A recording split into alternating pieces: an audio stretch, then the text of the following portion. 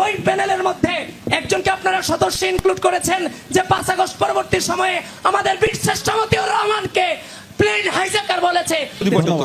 দেখেন আবিদ ভাই 5 আগস্টের পর থেকে এই কবিতাগুলো বারবার আবৃত্তি করে আসতেছে। আমি একটু জানতে চাই আবিদ ভাইয়ের কাছে, এই 5 আগস্টের পরে 5 আগস্টের পরে আজ পর্যন্ত শিক্ষার্থী বান্ধব ছাত্র বান্ধব আপনার কি কি কাজ ছিল একটু জানেন? কবিতার বাইরে 5 আগস্টের পরে আজকে 1 বছর হয়ে গেল, এই 1 বছরে আপনার শিক্ষার্থী বান্ধব ছাত্র বান্ধব কি কাজ ছিল? এই যে ভাই কথা বলতে দেওয়া হচ্ছে ভদ্রতা। আবিদ ভাইয়ের এই মানে এটা আমি ঢাকা বিশ্ববিদ্যালয়ের মেধাবী শিক্ষার্থী আবিদ ভাই থেকে সেটা প্রত্যাশা করি।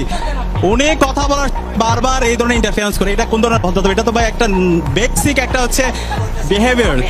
যখন এই রিপ্লাই দেওয়ার পর যখন উনি বারবার এই কবিতার মতো মিথ্যা জিনিসগুলো আবৃত্তি করে তখন আর কিছু বলার থাকে না।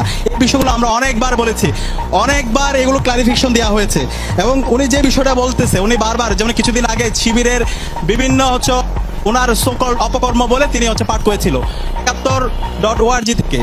ওই এর অপর পেজে বলা আছে জিয়া রহমান হচ্ছে একজন স্বৈর শাসক, সে হচ্ছে খুনি, তারেক জিয়া হচ্ছে একজন খুনি এবং হচ্ছে ওখানে আমি ওটা কোট আনকোট বলতেছি এবং ওইখানে বলা আছে হলো খালেদা জিয়া এটিমের টাকা আত্মসাৎকারী। তো ওই ধরনের বয়ান দ্বারা যখন আমাদের আবিদ ভাইরা প্রভাবিত তখন তো আর কিছু বলার থাকে না। ঢাকা বিশ্ববিদ্যালয়ের মেধাবী শিক্ষার্থীদের এই বিষয়ে তারা বোঝার কথা।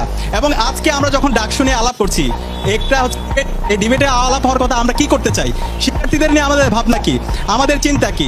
সো এই চিন্তা না গিয়ে ওনাদের যেহেতু আর কিছু নাই, কোনো কাজ করে নাই এবং মোল্লা ভাই বলছে যখন হচ্ছে শিক্ষার্থীদের একটা গণদাবি ডাকসু নির্বাচন হোক, সেই নির্বাচনটাকে বন্ধ করার জন্য বিভিন্ন ধরনের ষড়যন্ত্র চক্রান্ত করছে এবং এটাও ঠিক মতো করতে পারে নাই।